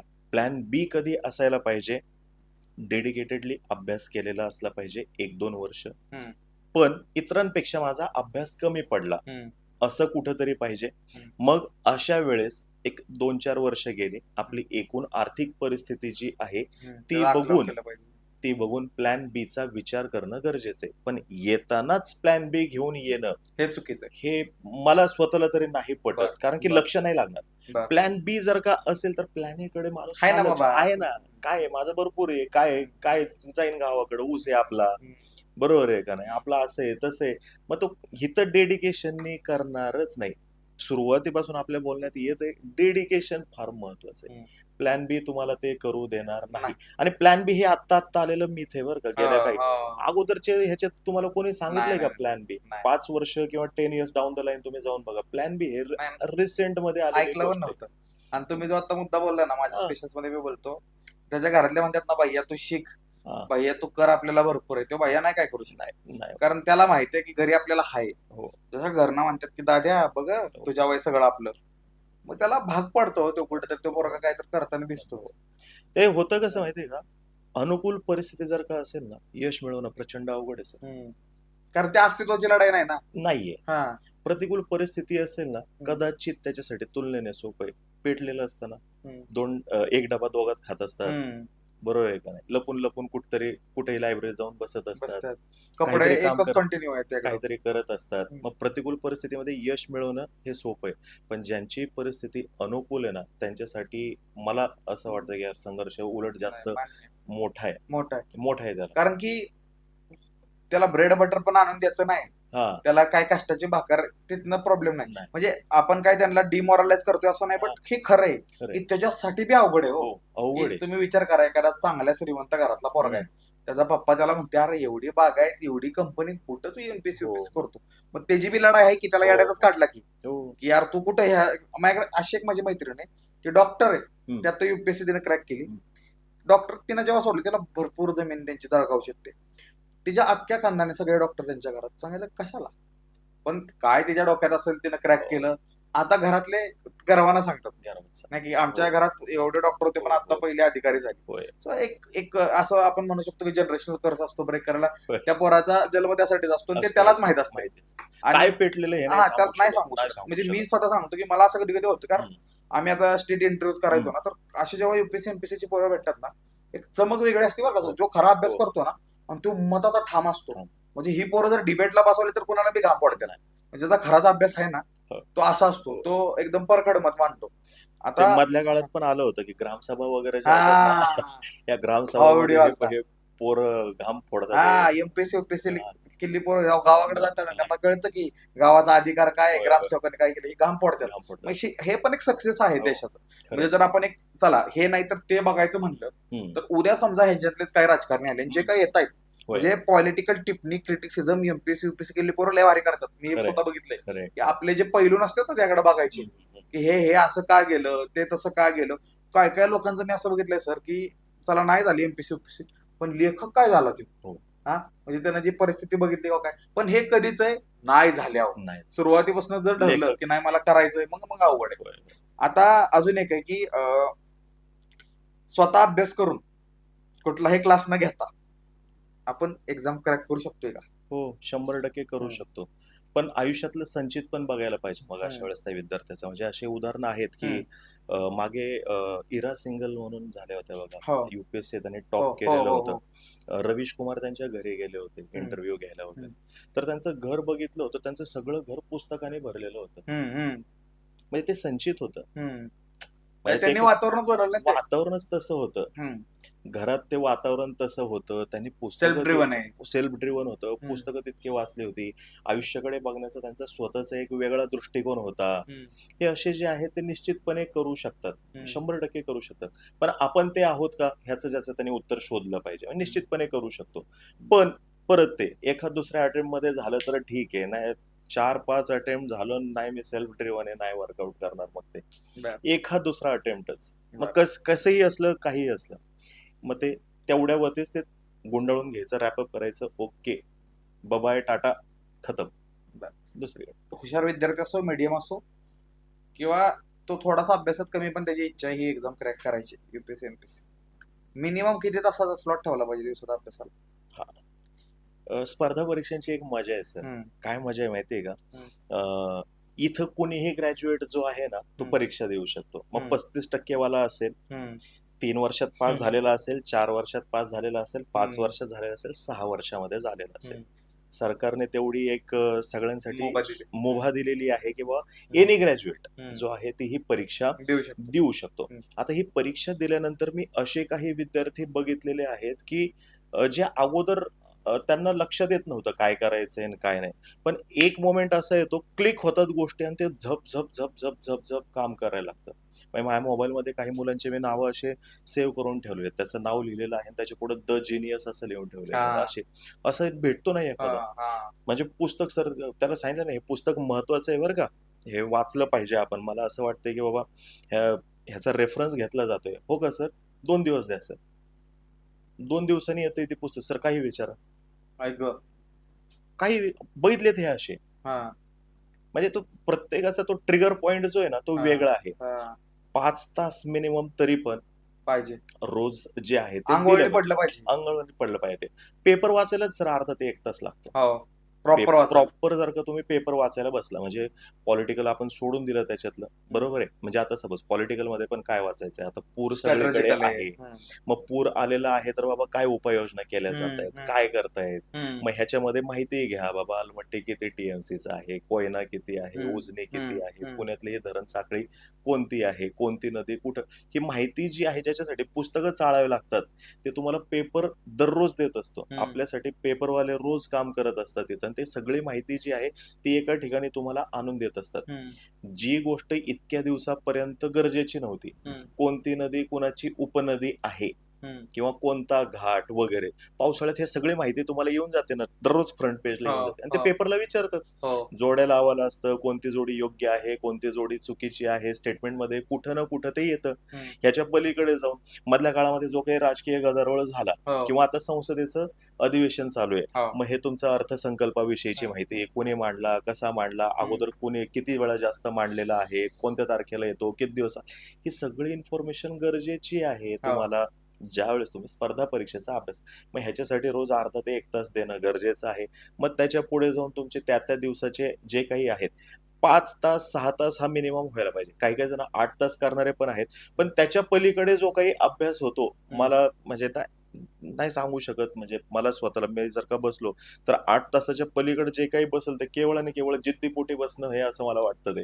तो बसलाय मग मी पण बसतो. पण त्याच्या पलीकडे ते ब्रेन पण घेणार नाही. घेईल किंवा नाही घेईल शंका आहे. काही काही तेवढी एफिशियन्सी पण राहायची. एक्स्ट्रा ऑर्डिनरी काही काही असू शकतात.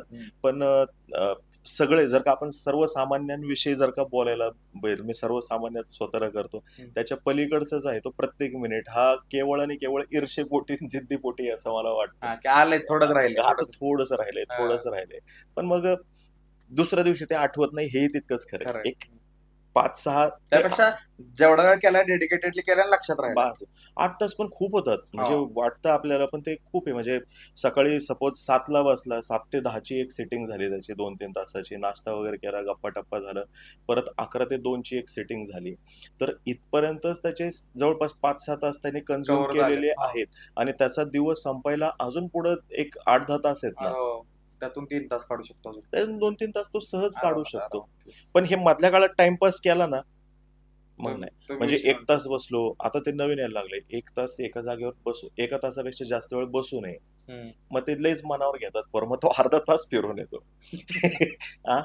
त्यात परत ते असं की 11:40 झाले काय, आता 12ला, 12:05 झाले काय, आता 1ला. म्हणजे हे पंक्च्युअलिटीच्या नावाखाली पण ते काय म्हणतात, ते स्वतःसाठी न करता ते दुसऱ्यासाठी जास्त व्हायला लागतं. मग आय एम व्हेरी पंक्च्युअल वगैरे जे आहे ना, मग ते स्वतःसाठी नाही राहत, ते दुसऱ्यासाठी जास्त होणार. कोण करतंय सर? बरं ठीक आहे, आपण म्हणू किंवा एखादा खूपच सिन्सिअर आहे, 1 महिना करेल, 2 महिना करेल, मग तुम्हाला चांगला अनुभव आहे, तुम्ही जास्त म्हणजे माणसांवर तुमचं इंटरॅक्शन होतं. 1 जानेवारीचे किती जणांचे संकल्प टिकले? नाही, 1 जानेवारीचा संकल्प ऐकायला खूप भारी वाटतं ते. आणि परत ते दुसऱ्याला खुश करण्यासाठी हे सगळं चालू असतं. सगळा खेळ दुसऱ्याला खुश करण्यासाठी सगळ्याच ठिकाणी आलेला आहे. मग ते गडबड होते. शेवटचे 2-3 प्रश्न, त्यातला एक सगळ्यात महत्त्वाचा प्रश्न आहे की आता बऱ्याच समस्या येतात पोरांच्या आयुष्यात ह्या अभ्यास करणारे, की पेपर फुटीची बातमी येते, आंदोलनं चालू असतात, सरकारकडे मागण्या असतात, बराच गोंधळ चालू असतो. हे वर्षभरात प्रत्येक वर्षी होतं. मग त्यावेळी केओस खूप असतो हा, की आईला मी काय करू, पेपर फुटी होती काय, स्कॅम आहे का काय, मग सरकार पुढे मागण्या आहेत, मग मी त्या आंदोलनाला जाऊ काय, मग ह्यात पोरांनी अभ्यास कधी करायचा, लक्ष कसं केंद्रित करायचं अभ्यासात? आता तो ज्या त्या विद्यार्थ्याचा प्रश्न आहे बरं. कारण की आपण काहीतरी बोलणार आणि ते विद्यार्थी आपल्यावरती नाराज होणार, किंवा मग ते कुठेतरी येऊन आपल्याला सुरू करणार ट्रोल करायला. ह्या गोष्टी होऊ शकतात. पण आंदोलनं जरी आपण बघितले, विद्यार्थ्यांची आंदोलनं जर का आपण बघितले ह्या पर्टिक्युलर क्षेत्रातले, तर त्याची संख्या पण लक्षात घेणं गरजेचं आहे. शिकायला मुलं किती आहेत आणि आंदोलन नेमके किती करतायत. अभ्यास करणारा हा अभ्यासच करत असतो. त्याला माहिती आहे आज नाही तर उद्या ह्या गोष्टी होणार, त्याला प्रशासनात जायचंय, त्याला माहिती आहे this is part and parcel of system, right, उसको पता आहे. म्हणजे पेपर फुटणारे, इलेक्शन मध्ये गडबड होणारे, म्हणजे हे नवीनच आयुष्यपद पहिल्यांदा झालं अशातली गोष्ट नाहीये. नाही व्हायला पाहिजे. सरकार त्याच्यासाठी प्रयत्न करते. सरकार त्यांच्याकडून, गव्हर्नमेंट तर पेपर नाही फोडत आहे, हे तर आपल्याला लक्षात येते. एमपीएससीने तर नाही गोळ केलेला. मध्ये जी कुठेतरी काहीतरी गडबड होते किंवा कोणत्याही ठिकाणी लिकेज हे आहे, पाईपलाईनला पण लिकेजेस सिस्टीम मध्ये पण आहे. मग जो अभ्यास करणारा आहे तो अभ्यासच करतो, त्याला ह्या गोष्टींनी फरक नाही पडत. म्हणजे आता उदाहरण जर का द्यायचं म्हणलं, मगाशी मी म्हणलं 25 ऑगस्टला परीक्षा आहे, ही होणार होती एप्रिलमध्ये, ठीक आहे. मग ती त्याची तारीख परत एकदा एक्सटेंड झाली, आता 25 ऑगस्ट आहे. आता 25 ऑगस्टला पण होईल का ह्याच्याविषयी शंका आहे. त्यावेळेस काहीतरी अजून इतर एक्झाम आहेत म्हणून अजून ती पुढे जाईल. आता मुलं कदाचित नाराज होऊ शकतात ह्याच्यावरती, ह्याला काय अर्थ आहे, पण सरकारने ही मधल्या काळामध्ये एक्झाम जी आहे ही का एक्सटेंड केली हेही समजून घेणं गरजेचं आहे. काही काही मुलांचा नॉन क्रिमिलेअरचा इश्यू होता, मध्ये हे कास्ट संदर्भात आपल्या इथं आंदोलन चालू होतं. मग जे अभ्यास करणारे आहेत ते लक्षात घेतात की यार माझ्या बाजूला बसणारा किंवा माझाच कोणीतरी एखादा सहकारी जो आहे त्याचं ह्याच्यामध्ये काम होऊ शकतं. पुढे ढकलली कशामुळं, सरकारची तयारी नाही म्हणून नाही हे केलं. कोणाचं नुकसान, अन्याय नाही व्हायला पाहिजे एकाही, आणि ते आपलं बेसिक प्रिन्सिपल आहे ना आपल्या इथं. सगळं जे काही आपण सत्यमेव जयते 1947 पासून जो काही हा सगळा डाव मांडलेला आहे आपण, तो कशासाठी, अन्याय कोणावरतीही होऊ नये म्हणून. मग ज्याला जो अभ्यास केलेला आहे तो या सगळ्या गोष्टी ज्या आहेत त्या मान्य करून घेतो. पण असतात काही काही जण की त्यांना वाटतं नाही, पण ते मला पटलं की ज्याला माहिती आहे की बाबा ह्याचा आउटकम काय हे होणारच आहे, आणि मी इथून आज उठून तिकडे लक्ष केंद्रित केलं तर मी गंडी नेतो कुठं तर, त्यामुळे तो बसतोच तिथं. तिथं आनंद पण मिळतो भरपूर जणांना, तसं करायला आनंद पण मिळतो, पण परत क्षणभंगूर आहे, जास्त हे नाही. आणि जिथं खरंच वाटतंय ना की आता इथं गरज आहे तिथं सगळीच उतरतात. म्हणजे टॉपर पण आम्ही स्वतः बघितलं आमच्या कॉलेजमध्ये उतरतात, कारण ते माहित असतं की त्या अस्तित्वाची लढाई एकदम चुकीचंच आहे, ते उतरतात. आणि आता एक सगळ्यात महत्वाचा प्रश्न माझा की फेल्युअर आले, 3-4 अटेम्प्ट झालेत, 5 अटेम्प्ट झालेत, ते फेल्युअर पचवायचं कसं, घरी माघारी गेल्यावर उत्तर द्यायची कशी, असे लय मुलं आहेत. 30 मुलं जास्त आहेत. कारण की दरवर्षी म्हणजे आपण गेल्या 10 वर्षाचा जर का ताळा करायचं म्हटलं तर गेल्या 10 वर्षामध्ये फक्त राज्यसभेपुरतं जर का बोलायचं म्हटलं त्यांनी असं करूयात आपण की 10 वर्षामध्ये दरवर्षी 1000 जागा काढल्या. हे खूप एक्झॅगरेटेड मी सांगतोय, 1000 जागा काढल्या राज्यसभेने. 10 वर्षात जागा घ्यायला किती, 10,000 जण पास झाले. प्रत्येक वर्षी 2.5 ते 3 लाख मुलं परीक्षा देत आहेत. मग आपण असं धरूयात की तीच मुलं प्रत्येक वर्षी जरी देत राहिली, तीच मुलं आहेत, नवीन एकही ऍड नाही झालं, त्याच्यातले 10,000च पास झाले, तरी सुद्धा 2,40,000 शिल्लक राहतात आपल्या इथं की जे आहेत अजून 10 वर्षांनी. नाहीतर नवीन धरल्यावर नवीन धरलं तर मग नवीनचं गणित सहज. नीटच्या वेळेस आपण जर का बघितलं किंवा मी आता एक मध्ये माहिती काढली होती, 12वीला आपल्या इथून दरवर्षी नाही म्हणलं तर एक 12 ते 15 लाख पोरं पास होतात. ग्रॅज्युएशन पण तितकेच होणार आहे. मग हे संख्या फार मोठी आहे. मग आपण फक्त 2.5 लाखच 2014ला होते आणि तेच 2.5 लाख 2024ला आहेत असं जरी धरलं, 10,000 पास झाले धरलं तरी 2,40,000 शिल्लक आहेत मुलं.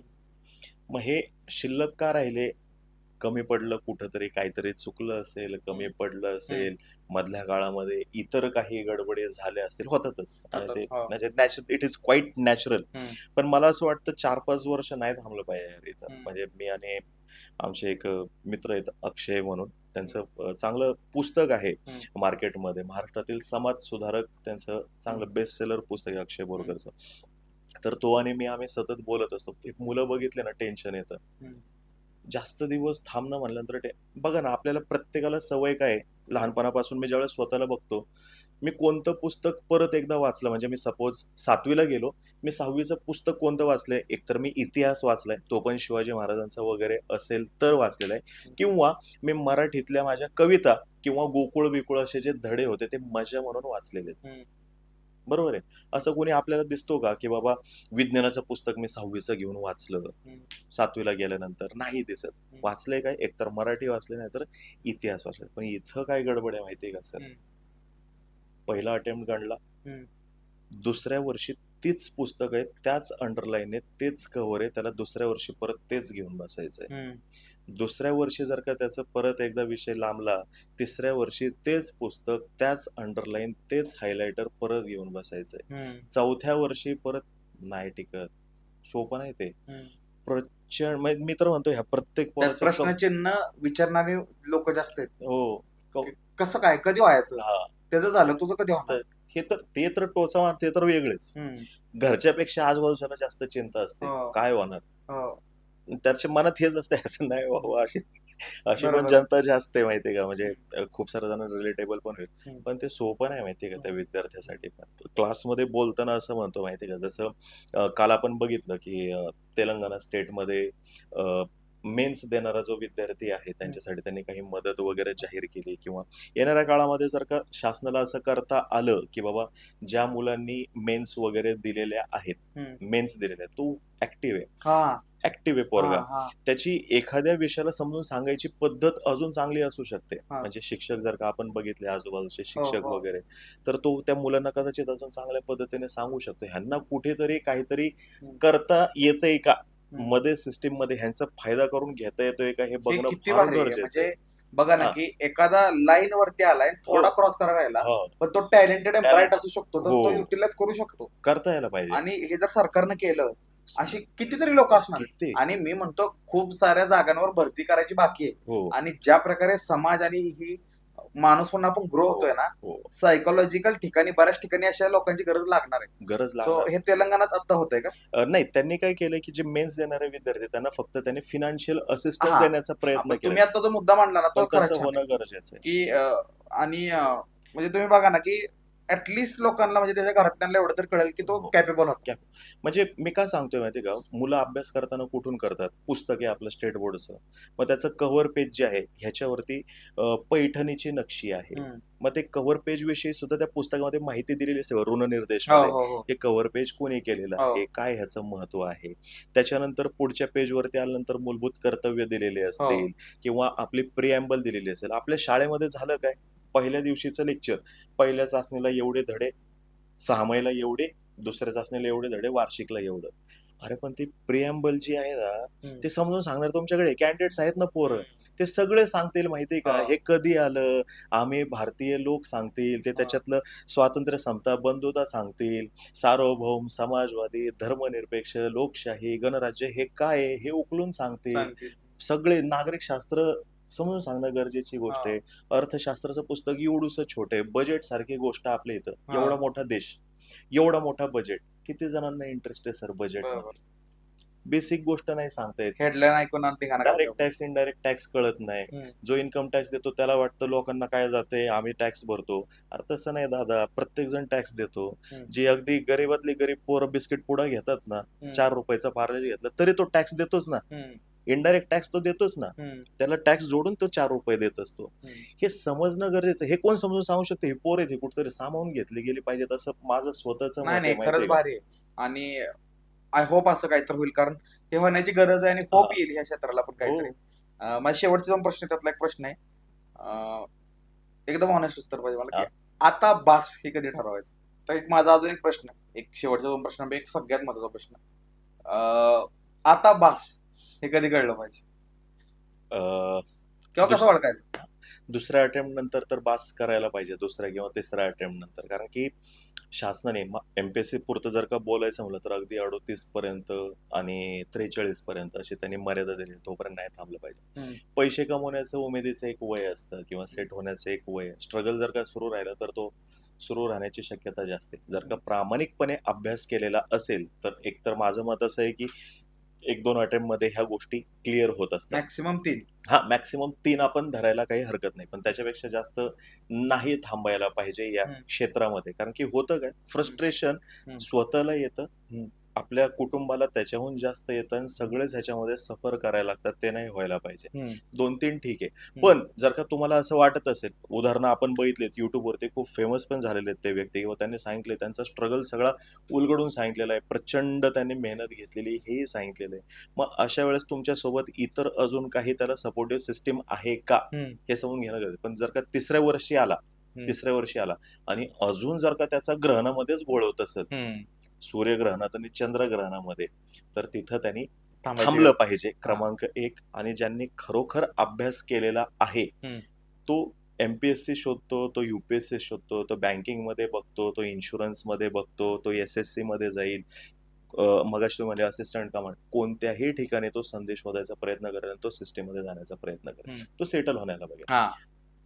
तो बघतोच, शोधतोच, कारण की त्यांना एफर्ट्स घेतले, त्यांनी एफर्ट्स घेतले, तो कुठं ना कुठं घुसतोच. मग 1-2-3 नंतर थांबणं फार गरजेचं आहे. आणि आता मगाशी माझ्या इंटरव्ह्यूचा तुम्हाला उल्लेख केला, लबासनाचे जे होते त्यांचं, तर त्यांचंही तसंच काहीतरी म्हणणं पडताना आपल्याला दिसतंय, किंवा ते म्हणतायत की बाबा हे कुठेतरी जाऊन थांबलं पाहिजे. हे अख्खी तरुण पिढी, हे एवढे पोरं अधिकारी असून सांगतात, हा, म्हणजे हे कुठेतरी थांबणं गरजेचं आहे सर, की बाबा नाहीतर अवघड आहे, प्रचंड अवघड गोष्ट आहे. नाहीतर करणार? मेंटल हेल्थ क्रायसिस यायचा केवढा मोठा. तो तर प्रचंड म्हणजे बरोबरचा पोरगा कमवतोय सपोज, हम्म, म्हणजे सिस्टीम मध्ये गेलेला आहे हम्म, आणि तो कमवायला लागलेला आहे, हम्म, किंवा आपल्या बरोबरचे मित्र जे इकडे नाही आले हम्म, पण ते काही ना काहीतरी करतायत. हम्म.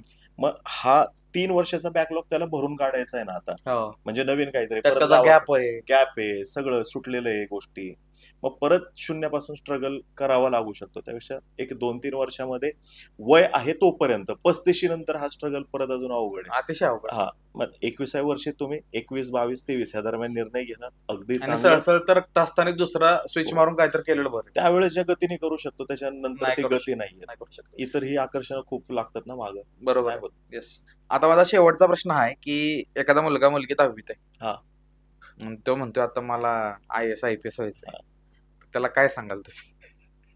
येतात असे माझ्याकडे खूप हा. सारे जण येतात, म्हणजे हा. आता बोलबिडूमुळे माहिती झालेलो आहे, शिकवतोय वगैरे हे कुठं, मग येतात असे पालक की 10वीला आहे किंवा 9वीला आहे, सांग थोडंसं काहीतरी होईल ऑफिसर असं तसं.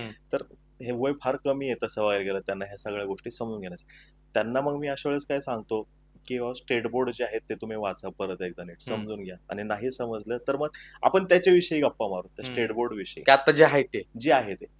10वीच्या मुलाला किंवा मुलीला ह्या लेवलच्या प्रश्नांची उत्तरं देण्यासाठीची प्रगल्भता नाही आलेली. म्हणजे कसं, सपोज मागे एक प्रश्न विचारला होता की बाबा तुमचं अभिव्यक्ती स्वातंत्र्य म्हणजे काय असतं, बरोबर आहे का नाही, प्रक्षोभक भाषण त्याचा भाग आहेत का. मग 9वी 10वीच्या मुलाला हे समजणार नाही ना. त्याला काय समजेल जास्तीत त्याला जास्त, करायचं म्हणून नाही ही वर्ष. त्याला जास्तीत जास्त काय समजेल की बाबा हे कलम कोणतं आहे ते तो पाठ करू शकतो. पाठ त्याचं करू शकतो. ऍप्लिकेशन हा, बाकी सगळं त्याला एक मॅच्युरिटी ती किंवा maturity. समाजाच्या प्रभावात आल्यावरच कळणार आहे. ते नंतर कारण कळणार आहे. आपल्याकडे असं म्हणून चालत नाही की साऊथला ते 7वी पासून करतो. अरे हो, मेंटॅलिटी असू शकते, हो, पण त्याला परसेप्शन यायला थोडस त्याला वय वाढावं लागेल. गणिती प्रक्रिया जी आहेत ते लहान वयामध्ये ठीक आहे, हा. आपण that we can understand. Yes, पण ह्या yes. सगळ्या गोष्टी ज्या आहेत हे जे कन्सेप्च्युअल आहे. कन्सेप्च्युअल आहे, परत एकूण सोसायटल Social. इश्यूज संदर्भात आहे ह्या सगळ्या गोष्टी. मग तो म्हणजे आता सपोज आपण उत्तर दिलेत आपल्या काय डिझास्टर मॅनेजमेंट हा अभ्यासाचा भाग आहे. मग आता हे पूर वगैरे आलेले, 10वीचं पोरग काय सांगेल, ते पूर आलेलं आहे तर आता उपाययोजना काय करायला पाहिजे, म्हणजे तसा प्रश्न नाही विचारणार, पण विचारलाच सपोज आपण उदाहरण दाखल, त्याला नाही सांगता येणार. त्याच्या समोर काय गाईड मध्ये उत्तर आहे का नाही, मग तो बिचारा परेशान होईल ना. बरोबर. मग त्यापेक्षा तुम्हाला बनवायचं तर त्याला अशी मेंटॅलिटी बनवा की त्या अभ्यासासाठी म्हणजे त्या अभ्यासासाठी तो तयार आता होऊ शकतो का, त्याची तशी चिन्ह आहेत का, त्याला आवड आहे का, मग ह्या दिशेनं काम करू शकतो. आणि वातावरण पण तसं आहे, म्हणजे घरी स्वतः पालक जे आहेत ते पेपर वाचणारे पाहिजेत, चांगला पेपर वाचणारे पाहिजे, परत पुस्तकं त्यांनी वाचणारे पाहिजेत ते घरामध्ये टीव्हीवरती ते काय बघतायत हेही व्यवस्थित असलं पाहिजे, बरोबर आहे का नाही. नाहीतर घरात पेपरच नाही, आम्ही कोणीच पेपर वाचत नाही, घरामध्ये पुस्तक वाचण्याचं काही नाद नाही, आणि ते पोराला सांगायचं, पोराला सांगायचं आता तू ते करायचं आहे, नाही घेणार, कसं त्याला शिक्षा म्हणून बघेल, तो शिक्षा म्हणून त्याला समजणार पण नाही. बेसिकली ह्या गोष्टी, विषय मोठा आहे, फनेल फार मोठे आहे ह्याचं, स्पर्धा परीक्षा करण्यासाठी त्याला सेल्फ अर्ज खूप मोठी लागते, प्रचंड, कोणी लादून नाही चालणार. ते असं तो हापापलेलाच पाहिजे. हा प्रश्न विचारायचं कारण हेच होतं की आमच्या रिलेटिव्ह मध्ये पण आहे ना अशा आहेत की आमच्या घरात एक